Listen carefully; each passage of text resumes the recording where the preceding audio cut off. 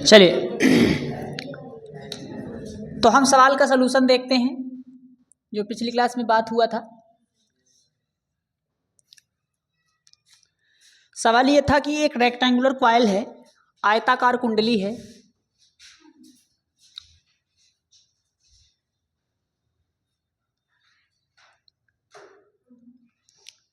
और इस आयताकार कुंडली को हम घुमाने जा रहे हैं ओमेगा कोणीय वेग से,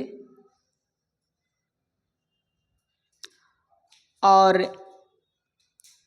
इस समय जो एरिया वेक्टर है और मैग्नेटिक फील्ड जो है, इन दोनों के बीच का कोण कितना दिया है, फाई नॉट ना। अच्छा, और फेरों की संख्या यन दिया गया है। इस कुंडली में n फेरे लगे हैं, कोई बात नहीं, आयताकार कुंडली है जिसका एरिया a दिया गया है। तो ये मान लीजिए कुंडली है, इस कुंडली का एरिया वेक्टर किधर होगा बताइए, इसके लंबवत होगा। ये ऐसा प्लेन है, ध्यान रहे, समझ रहे ना, ऐसा प्लेन है तो इसका एरिया वेक्टर किधर आएगा, तो ऊपर आएगा, परपेंडिकुलर ऐसे आएगा ऊपर की तरफ। टेढ़ा बन गया यार, हाथ ठंड हो गया तो लग रहा है जैसे कि काम ही नहीं कर रहा है। इसका एरिया वेक्टर, ठंडी वाली फीलिंग आ रही है आज, एसी वाली। और इसका मैग्नेटिक फील्ड क्या दिया था कुछ, रेक्टेंगुलर कॉइल ऑफ एरिया इतना इतना इतना एंड एंगुलर मैग्नेटिक फील्ड भी है। अच्छा, तो चलिए मान लेते हैं कि हमारी मैग्नेटिक फील्ड ऐसी है, यूनिफॉर्म मैग्नेटिक फील्ड है, ये बात ध्यान रखना। तो ये मैग्नेटिक फील्ड इस डायरेक्शन में मैंने मान ली, हम तो किसी भी डायरेक्शन में मान सकते थे। आपको ये दिखाई दे रहा होगा कि ये सर 90 डिग्री पर है ना, लेकिन हम 90 डिग्री पर बनाए नहीं हैं। ये दिखने में लग रहा है आपको, लेकिन मैं इसको कितना मान ले रहा हूँ, थीटा मान ले रहा हूँ। कोई दिक्कत परेशानी? हालांकि अभी हम इसको घुमाएंगे, कब से घुमाना हम शुरू करेंगे, फाई एंगल से। और क्या पूछा है जी इसमें, find instantaneous EMF and current induced given the resistance of the rectangular coil is R. इतना अगर आर प्रतिरोध है इसका, तो हमें ईएमएफ बताना है। फेरों की संख्या दिया है, फेरों की संख्या दिया है, लिखेबे नहीं कर रहा है यार, यन क्या चला दे, नहीं। और कोणीय वेग कितना दिया है, तिरछा हो जा रहा है छरवा, ओमेगा है। चुंबकीय क्षेत्र कितना दिया है, चुंबकीय क्षेत्र ये सब दिया है, दिया है बाबू, टेढ़ा हो जा रहा है ना, सही तो है यार, उतना चल जाएगा। हाँ, एंगल थीटा ई और बी के बीच ई नहीं सॉरी यार, बी एरिया और के बीच का कोण कितना दिया है, फाई नॉट दिया है, चाहे कोई भी हो, फाई दिया है यार, फाई नॉट नहीं है। और कुछ प्रतिरोध, परिपथ का प्रतिरोध आर दिया है, और कुछ, बस इतनी सारी बातें दी गई हैं। हमसे पूछा गया है ईएमएफ और करंट। तो देखो यारा, हमें ईएमएफ पूछा गया है, और ईएमएफ बताने के लिए आपको फ्लक्स में कितना चेंजेज आ रहा है वो निकालना पड़ेगा, क्योंकि हम जानते हैं कि EMF is directly proportional to d phi upon, ये बात हम अगर निकाल दें तो उसको हम फाई के बराबर कर देंगे, यहाँ पर इनका गुणा भी करा देंगे, या लेंज के नियम से आप जानते हैं ई बराबर minus N into d phi upon, मिला जुला करके हमें d phi upon d t निकाल लिया जाए तो हमारा काम हो जाएगा। अब हो क्या रहा है कि ये जो आपके सामने आयताकार कुंडली दिखाई दे रही है वे ऐसे है, और मैग्नेटिक फील्ड ऐसे है, इधर से मैग्नेटिक फील्ड जा रहा है, और ये कुंडली ऐसी है। अब इस कुंडली को इनिशियली आप अगर ध्यान दें, इस कुंडली से, हालांकि ये खोखला होगा, किनारे किनारे पर मानिएगा, बीच में खोखला है, तभी तो कुंडली बन पाएगी। तो यारा अब हम अगर इसको घुमाने लग जाएंगे तो इसके अंदर से फ्लक्स आना शुरू हो जाएगा। अच्छा, इस स्थिति में कोई भी वैद्युत बल रेखा इस कुंडली से आर पार नहीं जा रही है, तो फ्लक्स जीरो आएगा। लेकिन जैसे हम इसको घुमाने लग जाएंगे, थोड़ा थोड़ा इसके अंदर बल रेखाएं आने जाने लग जाएंगी, और जैसे जैसे इसको और रोटेट करेंगे, इसके अंदर मैक्सिमम फ्लक्स इस केस में आ जाएगा जब थीटा की वैल्यू 90 हो चुका है। समझ रहे हैं? हमारा जो मैग्नेटिक फील्ड का डायरेक्शन था और एरिया वेक्टर का डायरेक्शन, इधर है मैग्नेटिक फील्ड और इधर क्या है 90 डिग्री। 90 डिग्री कोई फ्लक्स नहीं बन रहा है। यहाँ पर हम एंगल देखिए, एरिया वेक्टर देखिए ध्यान से, एरिया वेक्टर इधर जा रहा है तो एंगल बढ़ रहा है कि घट रहा है? बढ़ रहा है, हाँ सॉरी घट रहा है। क्योंकि देखिए डियर, हमारा जो मैग्नेटिक फील्ड है इसको कंफर्म करना बड़ा ज़रूरी है, नहीं तो कंफ्यूज करने लगेगा अभी। आप समझिएगा, हमारा जो एरिया मैग्नेटिक फील्ड का डायरेक्शन इस तरफ है और एरिया वेक्टर किस तरफ है? ऊपर है। अब जब इसको हम घुमाएंगे तो ये रहा, इसकी डायरेक्शन क्या होने लग रही है? इधर जाने लग रही है, और मैग्नेटिक फील्ड इधर है। तो जब आपका एरिया वेक्टर पहले ऐसे था, जब आप प्लेन को घुमाने लग रहे हैं तो एरिया वेक्टर इधर आता रहा है। इस केस में मैक्सिमम हो जाएगा। मैक्सिमम किस केस में होगा? इस केस में। जब आपका प्लेन ऐसे था तब एरिया का डायरेक्शन ऊपर था, तब 90 डिग्री। लेकिन जब यह घूमते घूमते घूमते घूमते घूमते ऐसे हो गया तो एरिया वेक्टर और मैग्नेटिक फील्ड एक ही डायरेक्शन में आ गए, और उस केस में एंगल कितना हो गया? लेकिन वो कह रहा नहीं, हमें नहीं पता। हम तो कहते हैं, हमें ये नहीं बताया गया है कि 0 पर से निकालिए। हम तो कहा गया कि नहीं भाई साहब, पहले से ही कोई कोण है। मतलब एरिया वेक्टर और मैग्नेटिक फील्ड ना तो 90 पर है और ना ही वो जनरली ऐसे किसी प्लेन पर था और वहाँ से घुमाना शुरू हो रहा है। प्लेन हमारा ना तो ऐसे था ना ही ऐसे है। हमारा प्लेन एक जनरल किसी एंगल पर था पहले से ही। तो इस एंगल को, जो ये पहले से स्टार्टिंग में इस एंगल के बीच में है, अच्छा फ्लक्स मैक्सिमम इसी केस में बनेगा? इस केस में नहीं बन रहा था। तो कह रहा किसी एंगल पर पहले से है तो कुछ ना कुछ फ्लक्स पहले से बन रहा होगा। तो पहले वाला फ्लक्स, क्योंकि डी फाई हमें निकालना है तो φ2 - φ1 करना पड़ेगा। तो पहले वाला फ्लक्स निकाल लेंगे और बाद में जो हो रहा है, कितना एंगल हम घुमा रहे हैं, एक कितना चक्कर घुमा रहे हैं, उसके हिसाब से देख लेंगे। क्योंकि इसके अंदर एंगल है बाबू, ओमेगा के अंदर एंगल है। क्योंकि आपको मैं बता दूं, ओमेगा का मान होता क्या है? D theta upon d T, यही होता है ओमेगा की वैल्यू। तो एंगल है उसके अंदर। वो जो टर्न ले रहा है बार बार, कितने टर्न ले रहा है? एक टर्न लेगा तो 2 पाई एंगल बनाएगा, और यन लेगा तो 2 पाई एन बनाने लग जाएगा। क्लियर है? तो फिलहाल इसका स्टार्टिंग एंगल कुछ था, उस पर इसका कोई ना कोई फ्लक्स रहा होगा, और उस एंगल से हम इस प्लेन को घुमाने लग रहे हैं और यन फेरे तक घुमा दे रहे हैं, तो फ्लक्स कुछ घटा बढ़ा होगा। कितना घटा बढ़ा वो निकाल लीजिए, दोनों को घटा दीजिए, टाइम से डिवाइड करिए, ईएमएफ आ जाएगा। सही है ना? यही कॉन्सेप्ट मैं लगाने जा रहा हूं। अब देखिए लेकिन कैसे लगाऊं, इसको सीखना पड़ेगा। तो एक बात बताइए मुझे, आपको ये फार्मूला लगाने के लिए आपको φ1 चाहिए होगा और क्या चाहिए होगा? φ2 चाहिए होगा। मतलब पहले जो फ्लक्स था जब वो कितने एंगल पर था? फाई पर था। अगर 90 पर होता था फ्लक्स कितना होता? लेकिन वो तो बताया कि फाई पर है, तो कोई जनरल एंगल है ये, तो अपन नहीं बता सकते, तो हम फार्मूला के रूप में बताएंगे। तो कहेंगे साहब अगर हम यहाँ से सोल्यूशन देखें इसका, हालांकि ऊपर लिख दिया है सोल्यूशन, कोई बात नहीं। अगर हम इसका सोल्यूशन देखें तो हमें क्या निकालना पड़ेगा? सबसे पहले बताओ, फाई इनिशियल निकाल लें। प्रारंभ में जो हमारा फ्लक्स था वो कितना था, यही हम निकालना चाहते हैं। तो प्रारंभ में कितना फ्लक्स बन रहा था उस बात को आप सोचिए थोड़ा सा, कितना रहा होगा? BA cos थीटा रहा होगा। और मैं इसको अपने फार्मूले, क्योंकि अभी मुझे एक फार्मूला बनाना है, तो इसलिए अभी मैं उस वैल्यू को लिख नहीं रहा हूं, लेकिन मन मन में आप समझिए बनेगा कितना फ्लक्स? BA cos फाई बनने वाला है बाबू, क्योंकि एंगल से इनिशियली कितना था। लेकिन उस बात को हम कह रहे हैं φ0। कितना कह रहे हैं? इनिशियल केस में मैंने कितना फ्लक्स मान लिया, क्योंकि मुझे पता है अगर आपको ईएमएफ चाहिए तो ये -n × φ2 - φ1 चाहिए होगा आपको बटे dt, कहिए ना। तो हम क्या कर रहे हैं, इनिशियल स्थिति में जो फ्लक्स है वो कितना मान ले रहे हैं।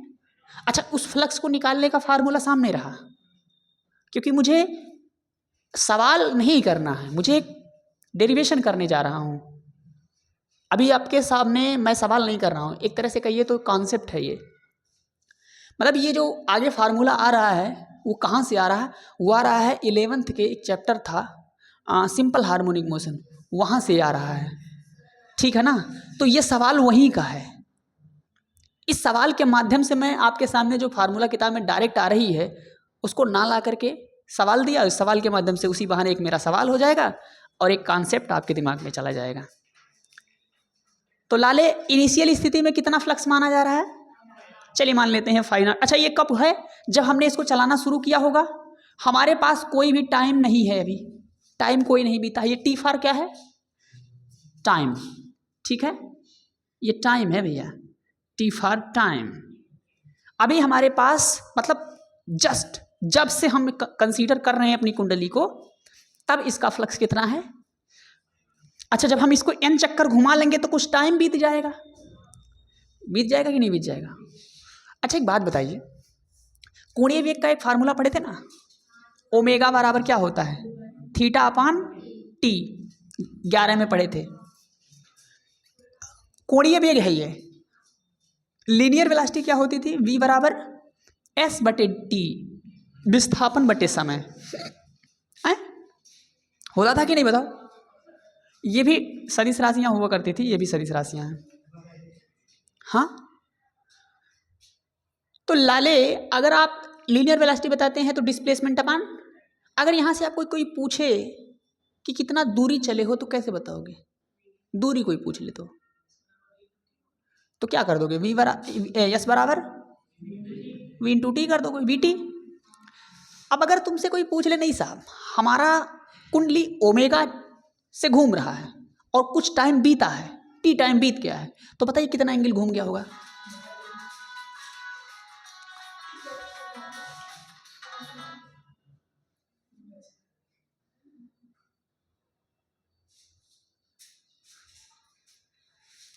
हाँ तो हम क्या कह रहे थे? ऐसे ऐसे टाइम पर फोन कर देते हैं यार, बताओ सारा माहौल गड़बड़ा देते हैं। तो यारा कोणीय वेग को समझ रहे हैं ना? ये कोई एक पार्टिकल है, यहाँ से चलना शुरू करता है और वो चल करके यहाँ पहुँचता है थोड़ी टाइम बाद। तो ये जो एंगल है ना, कुछ समय लिया होगा। एंगल कितना एंगल बन रहा मान लेते हैं थीटा। तो इस एंगल और टाइम के रेशियो को क्या कहा जाता है? कोणीय वेग, जो ये सामने लिखा हुआ है ओमेगा। तो अगर कोई कुंडली पहले से किसी एंगल पर है, मान लेते हैं कि थीटा पर है, हालांकि यहाँ तो फाई है, अब उसको और घुमाया जा रहा है तो एंगल बढ़ जाएगा। अब बढ़ जाएगा कि घट जाएगा ये हमें नहीं पता, लेकिन कुछ तो चेंज आएगा। अभी हम फार्मूले में उसको पॉजिटिव मान के चल रहे हैं, अगर गलत होगा तो वो माइनस अपने आप आएगा, लास्ट में देखा जाएगा। तो यारा अगर कोई ऑब्जेक्ट ओमेगा कोणीय वेग से घूम रहा और टी समय तक घूमा है तो कितना एंगल घूमा होगा? ओमेगा टी घूम गया होगा कि नहीं घूम गया? तो ओमेगा टी क्या है? पहले से वो किसी एंगल पर था। सपोज दैट मान लीजिए ये एंगल है, अब मान लीजिए मैं इसको इधर घुमा रहा हूँ, मुझे नहीं ना पता कि इधर घुमाना है, डायरेक्शन वगैरह नहीं दिया, तो पहले से ये ओमेगा पर थीटा कोण पर है, इसको घुमाया मैंने ओमेगा वेग से, कितने से? टी टाइम तक घुमाया, तो ये कितना और घूम जाएगा? Omega T. सपोज दैट ये एक लाइन है, इस लाइन के अबाउट एक लाइन और खींची गई है और इस समय इसका कोण कितना है? इनिशियली थीटा ना रख करके फाई ही ले लेते ताकि और समझ में आएगा। अब मैं क्या कर रहा हूँ, इस कांटे को यहाँ इसी के अबाउट इसको रोटेट करने जा रहा हूँ। अच्छा इसका कोणीय वेग कितना दे रहा हूँ? ओमेगा। और कितना देर तक घुमाऊंगा इसको? टी टाइम तक मैं घुमाने जा रहा हूँ। अच्छा टी टाइम तुम घुमाओगे जब मेरे लाल, सपोज दैट वो यहाँ पहुँच जाएगा, तो आपसे पूछूं कि अब जो कोण है, अब जो इनिशियली कोण है वो कितना हुआ? तो आप कहोगे साहब इतना कोण पहले निकाल लीजिए क्योंकि इतना तो पता है, और ये कोण होगा कितना? कोणीय विस्थापन ओमेगा इंटू टी होगा कि नहीं होगा? तो आपसे कोई शुरू से कोई कोण पूछ लेगा तो क्या बताओगे? बताओ। ओमेगा टी प्लस ये क्या है? एंगल कितना घुमाए हो आप। और क्योंकि मुझे पता है फ्लक्स के फार्मूले में कॉस थीटा आ रहा है, हम इस समय क्या चेंज कर रहे हैं? फ्लक्स निकाल तो रहे हैं या फ्लक्स चेंज तो कर रहे हैं? लेकिन क्या हम बी चेंज कर रहे हैं? नहीं। क्या हम एरिया चेंज करें? नहीं। तो हमारा सारा ध्यान कहाँ है? एंगल पर है। तो एंगल निकालने की ये टेक्निक अगर ओमेगा के फॉर्मेट में दिया जाए तो आपको ओमेगा टी रखना पड़ेगा। अब ये वाली बात ना अगर आप सिंपल हार्मोनिक मोशन पढ़े होते तो मुझे एक चुटकी बजाते ही समझा देता मैं, तनिक को दिक्कत नहीं आता, खट से वो वैल्यू लिखता मैं। मुझे पता वो नहीं पढ़े हो आप, तो वहाँ से वो बात पकड़ में नहीं आएगी। स्कूल पर पढ़े होंगे लेकिन वो काम की चीज़ नहीं पढ़ाते बाबू, वो खाली फार्मूला रटवाए होंगे।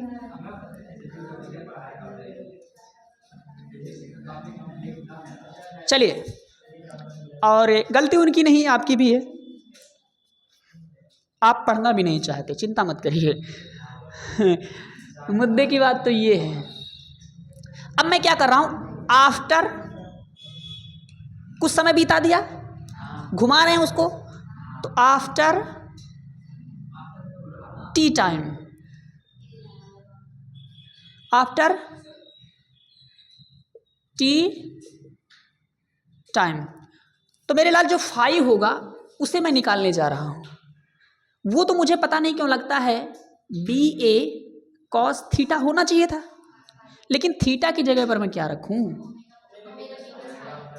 क्योंकि मेरे लाल अभी अभी समझाया कि हम इसको जब घुमाएंगे टी टाइम के बाद, टी टाइम के बाद, तो मेरे लाल जो एंगल बन जाएगा वो कितना हो जाएगा?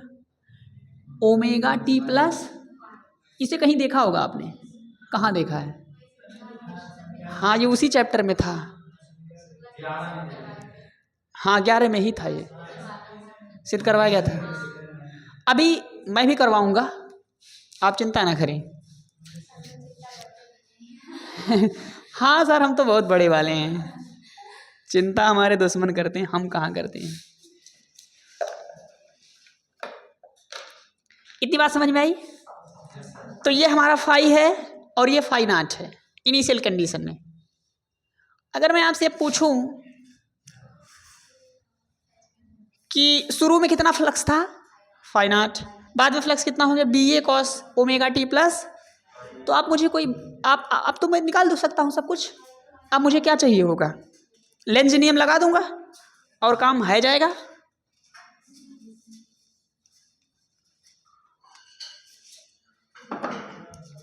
ध्यान दीजिएगा,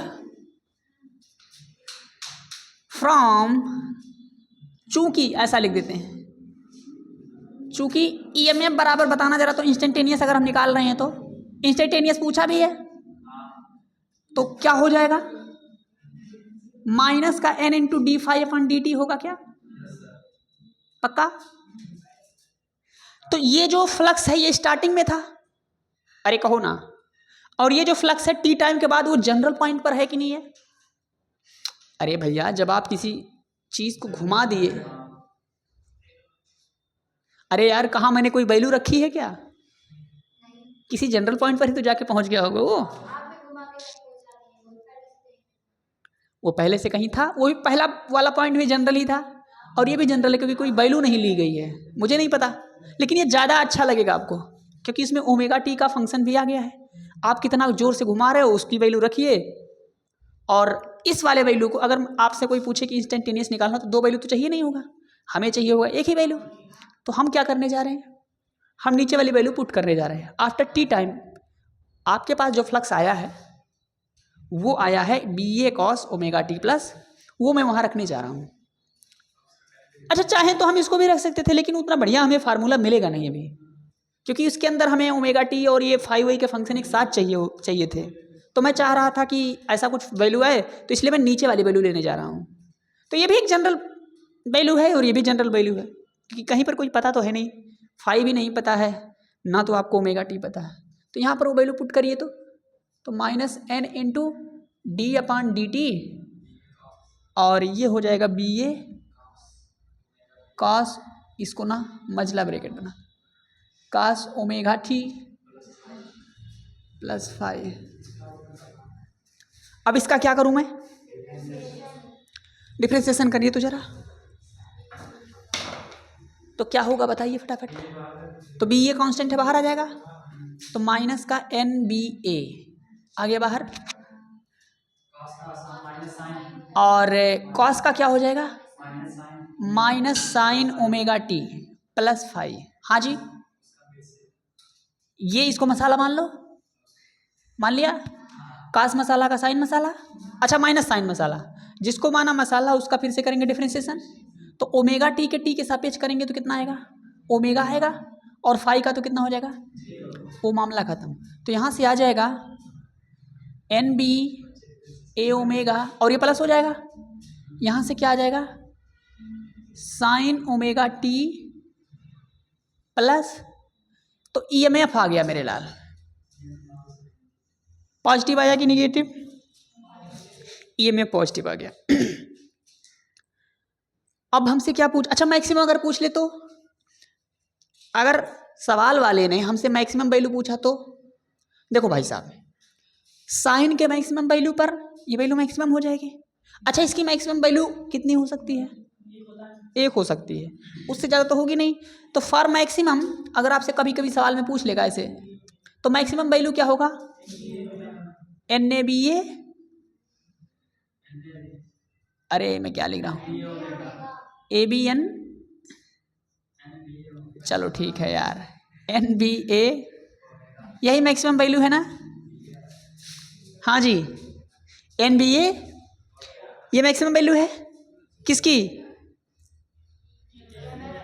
तो अगर आपसे यहाँ से मैं एक और सवाल बनाना चाहूँ तो आप ये कह सकते सर जी ये तो मैक्सिमम वैल्यू है।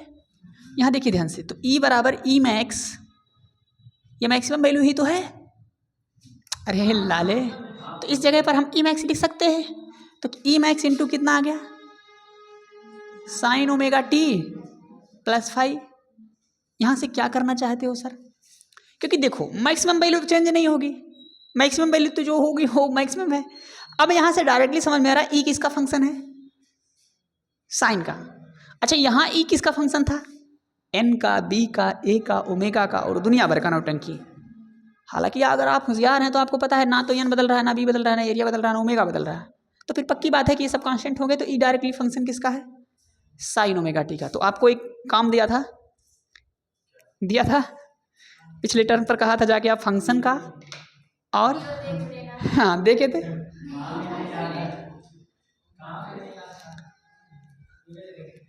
हमें पता है आप लोग जैसे निकम्मे लोग चलिए करंट बताइए तो जरा,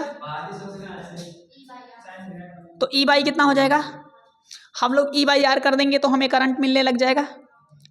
अच्छा तो E कितना है, ये वाली वैल्यू रख देते हैं, E मैक्स इंटू साइन +5 अपान रेजिस्टेंस कितना है भैया, रेजिस्टेंस R है।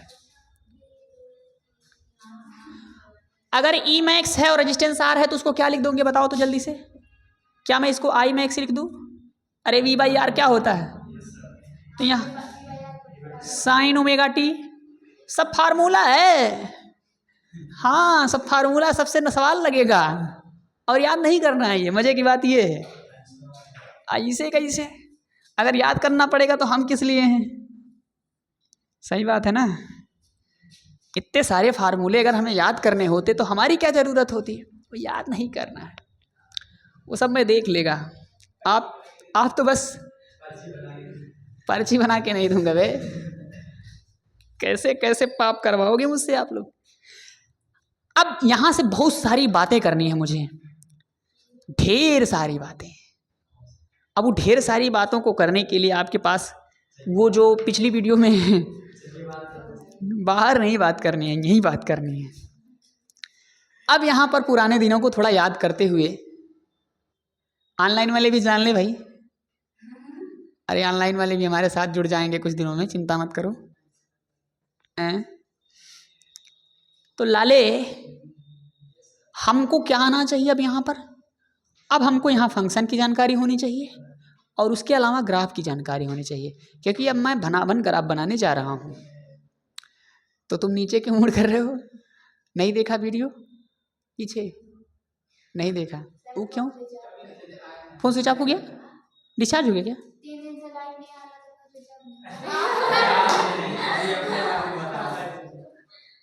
उसके पहले ही मैंने कहा था एक काम करिए, पहले तो आप एक काम करिए, इतना नोट कर लीजिए, इतना नोट करिए, फिर मैं आपको बताता हूँ आगे। चलिए अब इधर ध्यान दीजिए। तो लाले, अपने को यह पता चल चुका है कि अगर हम कुंडली को ओमेगा वेग से घुमाएं और उस कुंडली का एरिया ए हो, उसका मैग्नेटिक, उसे उसमें जो मैग्नेटिक फील्ड क्रॉस कर रही हो वो कितनी बी हो, और एन फेरों तक हम उसको घुमाते जाए, सॉरी एन फेरा उस कुंडली में हो, तो जो ईएमएफ जनरेट होगा वो इतना होगा ना। और ईएमएफ होगा तो पक्की बात है करंट भी होगी। अरे यार सेलवल के केस में आपको पढ़ा नहीं था ईएमएफ, विद्युत वाहक बल, उसमें भी तो पढ़े थे। हाँ, और क्या नाम है यार, जब हम रेजिस्टेंस को कंप्लीट कर देते थे तो उसका क्या नाम हो जाता था? हाँ, टर्मिनल विभवांतर और ईएमएफ, दो चीज़ें अलग अलग थी, याद है ना आपको? हाँ, उस पर काफ़ी सवाल बनता है जनरली, क्योंकि कन्फ्यूजन वाला बिंदु है वो। तो यारा, अगर ईएमएफ इतना है तो करंट इतना आया, इसका मतलब यहाँ पर अगर हम ध्यान दें तो जो करंट बन रही है कुंडली को घुमाने से, इस पर हम चर्चा बहुत पहले कर चुके हैं। करंट को घुमाने से जो कुंडली में करंट बन रही है, कैसी करंट बन रही है बताओ तो? हाँ, इंड्यूस करंट है, लेकिन वो किसका पालन कर रही है? साइन का फंक्शन है वो। और साइन का फंक्शन क्या होता है? एक बार पॉजिटिव होता है और एक बार, और ऐसी करंट जिसका डायरेक्शन इस तरह से एक बार पॉजिटिव एक बार नेगेटिव होता है, ऐसी ही करंट को हम क्या कहते हैं? इससे क्या बनेगा? यानी कि इस तरह से अगर हम चुंबक उम्बक की व्यवस्था करके कुंडली को घुमाने लगें तो एक करंट प्रोड्यूस होगी जिसकी वैल्यू आप इतना निकाल सकते हैं। और साथ के साथ आपको ये भी पता चलेगा कि ये करंट साइन के फंक्शन को फॉलो कर रही है, इसका मतलब है यह एसी करंट बनने वाली है, अल्टरनेटिंग करंट बनने वाली है, यहाँ से डीसी करंट नहीं मिलेगी। अल्टरनेटिंग करंट का यही सेंस है कि मैंने आपको पहले भी शायद बताया था कि जिसकी डायरेक्शन बार बार बदलेगी, क्योंकि आप सभी को पता है साइन थीटा एक बार मैक्सिमम पर जाएगा और एक बार मिनिमम पर जाएगा, और इस बात को हम फील करेंगे एक ग्राफ की मदद से, जो साइन थीटा का ग्राफ है। मिटा रहे हैं इसको और बना रहे हैं उसको।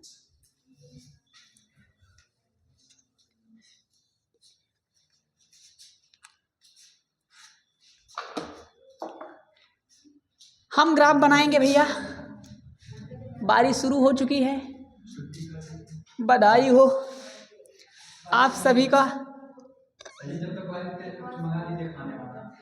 मंगा क्या कर ले?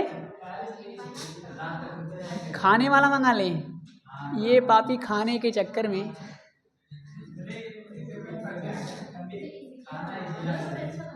हैं, कुछ लोग इस दुनिया में खाने के लिए जीते हैं और कुछ लोग जीने के लिए खाते हैं। तो ये हमारा भाई, अच्छा ये ग्राफ मैं बनाने जा रहा हूँ मेरे लाल, ई और टी के बीच में, इधर देखो, और ये ग्राफ होगा आई और किसके बीच में? टी के बीच में। बताना ऐसा मैं क्यों कर रहा हूँ? आपको अगर याद हो तो मैं आपको जब ग्राफ पढ़ा रहा था, यहाँ देखो, अब बतियाओ नहीं, तो आपको मैं कहता था वाई एक्स ग्राफ। कभी आपने एक्स वाई ग्राफ का नाम नहीं सुना होगा, हमेशा वाई एक्स ग्राफ कहा जाता है। इसका मतलब पहले हम वाई एक्सिस की बात करते हैं और एक्स एक्सिस की बात करते हैं। और आपको मैंने फंक्शन वाले वीडियो में ये समझाया है कि जो y है वो डिपेंडेंट वेरिएबल है। अब इस शब्द को पकड़ने के लिए आपको वीडियो अगर देखा होता तो बहुत मदद करता। और x है इंडिपेंडेंट वेरिएबल। तो यारा इंडिपेंडेंट वेरिएबल वो है जिसकी वैल्यू हम चेंज करते हैं। अर्थात अगर आपसे कोई पूछे कि जो e है वो किस पर डिपेंड कर रही है, तो वो है इंडिपेंडेंट। जिस पर डिपेंड कर रही है वो खुद इंडिपेंडेंट है। तो e की वैल्यू डिपेंड किस पर कर रही है? t पर केवल। देख लो यहां से ध्यान से, क्योंकि मेरे लाल ये फाई कुछ ना कुछ कांस्टेंट होगा, ओमेगा उसकी रफ्तार बदलोगे नहीं आप, ये सब कांस्टेंट है। तो e किसका फंक्शन है? तो हम यहाँ ग्राफ किसका बनाएंगे? e और t का। और यारा इस तरह से EP ग्राफ बनेगा यहाँ पर। क्लियर है? जहां t क्या है? इंडिपेंडेंट वेरिएबल, और ये क्या है? अभी ऑनलाइन देखने वाले को समझ नहीं आ रहा होगा इंडिपेंडेंट और डिपेंडेंट क्या है। इसके लिए आपको वीडियो देखना पड़ेगा। स्वतंत्रता दिवस मत मनाओ यहाँ, स्वतंत्र चर और परतंत्र चर। हाँ, इसलिए तो कहा था। अब क्या करेंगे जरा सोचिएगा। लेकिन अगर आपसे यहाँ देखने के कहा जाए, इस ग्राफ को, इस समीकरण को देख करके ग्राफ बनाना है, लड़के परेशान रहते, रटे रहते हैं बेचारे, ऐसे ऐसे कर देंगे साहब। मास्टर ने बताया था, क्यों ऐसे ऐसे कर दोगे? उसका तो ग्राफ बनाना आपको सिखाया गया है ना साइन का। क्योंकि मेरे लाल, अभी मैं आपके ई का ग्राफ ऐसे बनाऊंगा ना तो वो रट लेंगे, ऐसे ऐसे बनता है भैया सांप की तरह, सांप ऐसे जा रहा है, ऐसे बन रहा है। करंट का ग्राफ बनाना बताएंगे। हाँ देखो, इन्हें डिंग डिंग डिंग डिंग याद आ रहा है। यस, तो अगर आपसे कोई पूछे कि यहाँ ग्राफ किसके किसके बीच बनेगा इस समीकरण को देख के, तो क्या बताओगे? फट से बताओ। इस समीकरण या इस समीकरण को देख के मुझे खट से बताओ ग्राफ किसके किसके बीच बनेगा। क्योंकि बदल कौन रहा है? टी, ई नहीं बदल रहा है। टी के बदलने से ई बदल रहा है। That's why we are just going to draw और plot the graph E between E and T, where E is the electromotive force and T is the time. Got it guys? How sweet. अब तुम लोग तारीफ नहीं करते हो तो मैं खुद अपनी तारीफ कर लेता हूँ।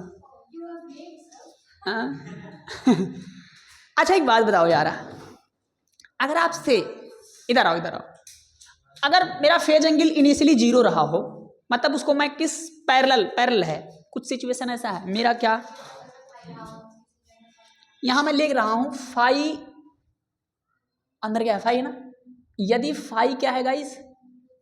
0 मैं अपनी तरफ से ले रहा हूं, ऐसी सिचुएशन क्रिएट कर रहा हूं ग्राफ बनाने के लिए। अगर हमारा फाई 0 है, एक काम करो यार ना कलर में नीक नहीं लग रहा है। जब व्यवस्था अपने पास अब 10 है तो कौन दिक्कत है। फाई कितना ले रहा हूं मैं? 0 डिग्री। और मैं टाइम भी कितना ले रहा हूं? अच्छा यार, यहीं से सब कुछ शुरू होगा ना। तो अगर टाइम यहां से शुरू करोगे ग्राफ को बनाना, अच्छा पहले तो ये बता दो, ई साइन थीटा का भी फंक्शन है। अरे थीटा के रूप में टी के अंदर बैठा होगा उसका, तो हमारा ई किसका डायरेक्टली फंक्शन हो गया? साइन थीटा का। अरे कहो ना, ये पूरी बात साइन थीटा की जगह पे ही तो है। और साइन का ग्राफ कैसे बनता है? याद आ रहा है? सांपों की तरह। हाँ ठीक है, ओके। अब क्या करोगे? तो हम ग्राफ को शुरू करेंगे वैल्यू पुट करके देख के। ओए भाई इधर देखो, तो फाई 0 हो गया और हम टाइम 0 पर, इस समय हमारा ग्राफ की वैल्यू क्या रही होगी जरा सोचिए तो। अगर ये टाइम 0 हुआ तो ये तो ऑलरेडी 0 है, तो ये क्या हो जाएगा कि नहीं हो जाएगा? तो पूरा टर्म 0। तो उस समय हमारा यानी कि ग्राफ कहाँ से शुरू होगा? अगर हम ई की वैल्यू थीटा, टी की वैल्यू 0 ले रहे हैं तो ई भी 0 आ रहा है ना। इसका मतलब सारा मामला कहाँ से शुरू होगा? और यह तब होगा जब हमारा शुरू से कोई फेज एंगल नहीं है। मतलब फाई की वैल्यू जब क्या लिया गया है, ये ग्राफ ध्यान रखना, फाई को 0 मानकर बनाया जा रहा है। अगर फाई की वैल्यू 0 नहीं लोगे तो वहां से नहीं बनेगा ग्राफ, कहीं और से ड्रा होने लग जाएगा। तो जरा बताइए, साइन थीटा है इसलिए बिना सोचे विचारे हम ग्राफ को प्लॉट करेंगे। अभी मत पूछ लेना कि ग्राफ ऐसा क्यों बना है, क्योंकि ये सब बातें मैंने बहुत जमाने पहले कर दिया है। किया है कि नहीं किया है बताओ? अभी सब बताने की कोई ज़रूरत नहीं है। अच्छा एक काम करो, आप इधर वाला ग्राफ अभी मत बनाओ, आप एक साइकिल के लिए बनाओ खाली बस। मतलब एक बार एक चक्कर घुमा दिया मैंने, उसमें इनसे गुणा कर देंगे। तो ये किसका ग्राफ आया है बताना फट से तो? ई और टी का, यानी कि टी टाइम के पश्चात हमारे जो ई का वैल्यू होगा यहाँ मैक्सिमम होगा, और इस नीचे वाले केस में भी मैक्सिमम होगा। ध्यान रहे, क्योंकि ई की वैल्यू साइन थीटा पर डिपेंड कर रही है, और साइन थीटा एक बार प्लस में पॉजिटिव होता है ऊपर, एक बार नीचे होता है। अच्छा ये क्या बता रहा है माइनस थीटा? केवल डायरेक्शन, कि पहले करंट फॉरवर्ड बहेगी और फिर करंट बैकवर्ड बहेगी। आ रही बात समझ में? तो ईएमएफ एक बार आगे की तरफ होगा और एक बार, तो हमारी करंट भी वैसे ही बहेगी। अगर ईएमएफ ऐसा है तो फिर करंट रहेगी। हमें क्या हो गया? हम वैसे करेंगे जैसे देश दुनिया कर रही है। यहाँ मिलेगा आपको आई मैक्स और यहाँ भी मिलेगा आपको आई मैक्स।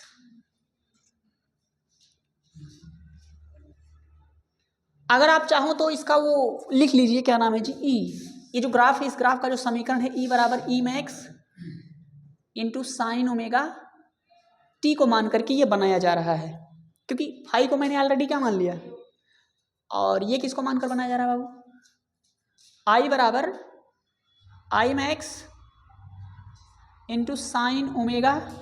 ध्यान रहे अल्टरनेटिंग करंट साइन का फंक्शन होती है और उसका इक्वेशन होता है ये। अगर आपसे कोई अगर आपसे कोई डीसी करंट पूछता है तो क्या करते हो, आपको ओम्स लॉ याद आता है। ओम्स ने क्या कहा है, अगर आपको करंट वरंट विद्युत वाहक बल निकालना हो डीसी करंट के लिए तो बी बराबर आपको यही फार्मूला लगाना है। लेकिन यहाँ कोई आपसे ये सब पूछ ले तो तब वो फार्मूला वहीं बैठ के सुसक के रोएगा, आपको ये और ये वाला फार्मूला लगाना पड़ेगा। अब वो ओम्स के लिए नियम जो हुआ करते थे, प्रतिरोध का रेजिस्टेंस 5 ओम है, वोल्टेज 15 ओम है, तो लो भैया करंट बताओ, वो चल गया जमाना, लद गया, अब यहाँ काम ही नहीं आएगा वो सब। आपको ये फार्मूला है ई मैक्स और ये फलाना ढिमकाना है साथ का एन बी ए ओमेगा, बाऊ लिखा है एन बाऊ अरे सही है ना, ये टेक्निक है याद करने का, एन बाऊ साइन ओमेगा टी। क्या ना बाऊ साउंड ओमेगा टी। हाँ याद कर सकते हैं आप, टेक्निक अपना जो भी बना लीजिए, हम लोग ऐसे बनाते थे यार, आप लोग याद करिए ना बाऊ साइन ओमेगा टी। चलिए अच्छा है आपने हमें भी एक बताया,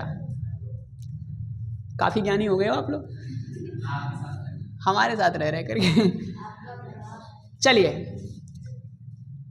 तो यह है ग्राफ ऐसा, जिसको नहीं समझ में आएगा वो क्या करेगा, वीडियो जाके देखेगा, साइन और कॉस का ग्राफ मैंने बनाना सिखाया है, लगे हाथ उसमें टैन और कॉट उसका भी ग्राफ आप बनाना सीख जाओगे। तो ये काम करिए। अच्छा ये कौन सी करंट बनेगी बताना जल्दी से, तो ये एसी करंट है, ध्यान रहे, नोट करें तेजी से। तो